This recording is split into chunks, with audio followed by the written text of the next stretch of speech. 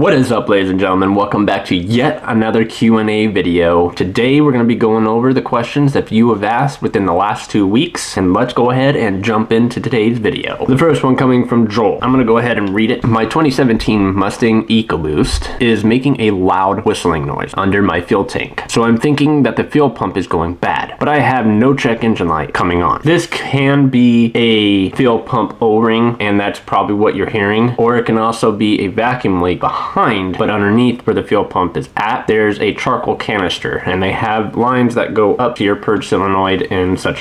But you're going to want to check those first. I would definitely suggest getting it smoked. That is just one of my main biggest diagnoses that I do before I think that the fuel pump is going bad. The fuel pump, you would definitely know when it would go bad is if you're stalling, your car's having a hard time idling, you press on the gas and it don't go vroom vroom. All of those symptoms are pretty much symptoms of your fuel pump going dead. Commonly, not really. I don't replace very much of them in EcoBoost Mustangs very often at all. With yours being a 16, that is hard to know. But you can also do a diagnostic with a fuel pump gauge. If you don't know how to use one of those, there's going to be a video coming out very shortly on showing you how and what connections that you need to use to see what your fuel pump is pushing out. The average fuel pump, which is in these EcoBoost and also in my Coyote, pushes out 50 to 60 psi on the low pump, and then you have a high pump that it sends it to the high fuel injectors. That one's like 2,000 to 3,000 psi. You don't need to test that one, but you do want to test your lower one, and that one's pretty much easy. You can get the fuel pump gauge at any O'Reilly's, any AutoZone. You can't really go to Advanced Auto Parts anymore, but you can still go to Napa and they will definitely have that gauge for you, or you can buy one and always keep it on hand just in case it might come in your mind that, oh, my fuel pump's going bad, and now you have a way to test said fuel pump before you think it's your fuel pump. And it is also common for not to have a check engine light with this issue. Sometimes it will spit one, sometimes it won't. Definitely let me know if you're having any one of those symptoms first, and then we will discuss what is going to be your next step to fixing your car. This next one comes from Bub WRX, and it was on my video on how to replace an oil filter housing cooler on a 2011 to 2021 Jeep Grand Cherokee. If you guys haven't seen that video, link in the description. Go ahead and check it out. It's pretty amazing, and especially I spent a lot of time editing that video. He says, do you have the 2 sensors part number? Now,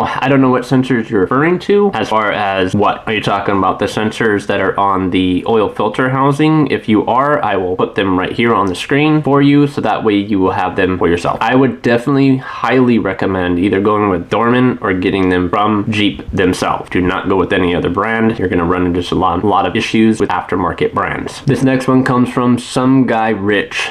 That's an interesting name that you guys come up with. But anyways, this is a step-to-step guide on changing your water pump in an S550 Mustang, and he wants to know, what is your water pump did you use to replace your old one? I've seen people use the metal propeller instead of the plastic propeller. To be honest, I got mine from work because, well, for one, it's way cheaper. And the metal propeller, I see a lot of people using it as well. I don't use them. Why? They're not really that available. I'd rather just use the plastic one where I can make sure that my customer's car is up and running and they can get back on the road. It's there. I just take it and use it. I've installed many of these and had no issues with the plastic propellers. I had no callback yet, and I've done 5 in the past 2 years now, and still no callback. So that's a good thing. Nobody's leaking or anything. Just make sure when you do install your water pump, on the bottom portion of that housing, you want to sand that edge down. It's so sharp that it will bite that gasket and you will have to replace it again because it'll start to leak. So make sure you sand that little edge down and then go ahead and place your water pump inside the housing. But other than that, here's the part number I use, and this is where you can get it, and this is what it looks like. And it's a pretty good, well put together water pump. I've had no issues, like I said. Make sure you guys go ahead and check that out if you're having the same issue as this guy and you want to know if you should use the metal propeller or the plastic propeller. It's more of a preference. I would say just stick with the plastic propeller and call it a good if you're not racing the car. So this next one comes from a video I did on my axles. Listen up, guys. I've been installing car parts and dealing with cars for a very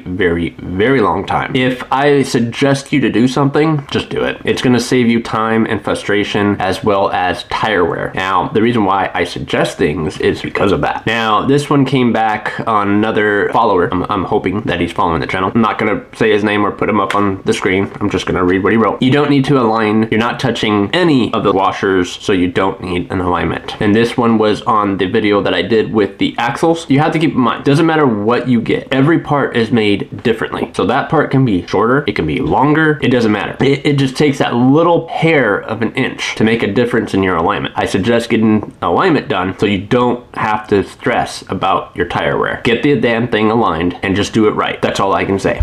This one is really interesting because I like this name, Boost DJ. Like, where the hell did you come up with that name? But anyways, really interesting name. I love it, actually. And he wants to know, what is the tool that I use to do my timing for my Mustang EcoBoost? And I'm going to put exactly what it says right here so you guys can read it for yourself. I just took it in with, letter after letter. So the little white tool does come with the whole kit. That little white tool is very crucial to use and to have. So if you do not see it in that kit, make sure you contact Amazon or whatever link I described into the description and get that tool. Like really ASAP. And the reason for it is because that white tool is for the crank sensor. That crank sensor needs to be sitting a certain position. For the sprocket, it sits, I would say, not too far away from the sprocket, but not too close to the sprocket. So that tool will align it perfectly. You won't have any timing issues. Now, if you do not use that tool, your car is not going to start. It just will not start at all because the computer's gonna think that the car is not in time. But you already know that it's in time. So that little sensor right there is just so crucial to make sure that you align it properly and use that white tool. That's after you get the timing chain and everything on and you close the cover and whatnot. That tool is for afterwards. So if you do not see it, like I said, contact Amazon or whatever box I located in the description is very important. Just don't miss out on it. Make sure you have it. If you need any more help with that, let me know. You can either email me or you can just write a comment down in the section and then I will read it when I can. So I did one on my charcoal canister removal and how to install one on a 2015 to 2020 Mustang EcoBoost. And as you guys know, most of my videos are mainly on the cars that I own. I don't do videos on customer cars, but if you guys want to see that, let me know down in the comment section and I would definitely try to make that happen by getting a GoPro and stucking it to my face somehow, and then I can, do videos like that as well. As far as what this person right here is asking, I don't know exactly what you're asking, but no, you do not need to program your charcoal canister. There's actually one hose that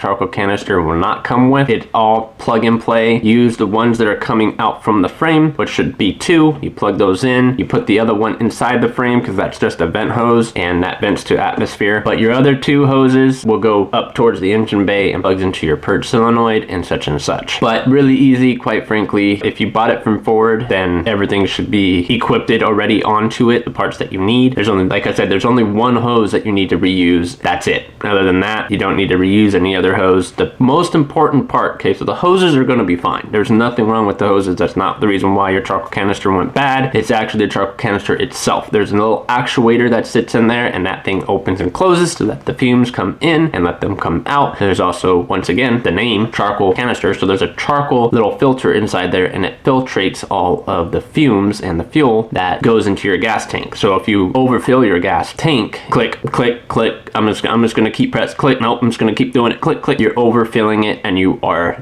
definitely choking the system. Don't do it, people. I've said it numerous times in every single video. It's going to save you a lot of money because these charcoal canisters are not cheap. They're expensive. If you take care of your car, you won't have to run into this situation. But as they get older, eventually they will go bad. That's just car life. Easy on the site. I know that thumbnail took me a minute to think about, by the way. And when I did think about it, I was like, wait, let's go ahead and put that on there. If you guys are wondering what thumbnail I'm talking about, it's right here. It's to my video and it took me a while, like I said, to create thumbnails. I'm really anal about thumbnails now. If you guys haven't noticed and you guys are my OGs, I really put a lot of thought into my thumbnails and you wonder why some of my videos no longer have thumbnails, because I'm still working on the process of creating them. Most of the time I already have them and I will post it with the video because that's how it technically supposed to be done, and with my titles and my tags and a whole bunch of other things that go with that. But other than that, that video was great. Just go watch it, link down in the description. So that's pretty much all the questions this week, ladies and gentlemen. If you guys want yours to be answered, make sure you guys go ahead and post them down in the comment section below, as well as making sure you guys are watching all the videos and you guys are commenting on those. I really need the like squad right now. If you guys are here, make sure you guys go ahead and smash that like button. If If you guys are still watching the video, then go ahead and share this video, comment down in the section down below. Ladies and gentlemen, my name is Chris. You guys were just tuning in to ToughBuilds Customs Q&A video for the last final time. I love you guys, and I will see you guys in the next banger. Peace.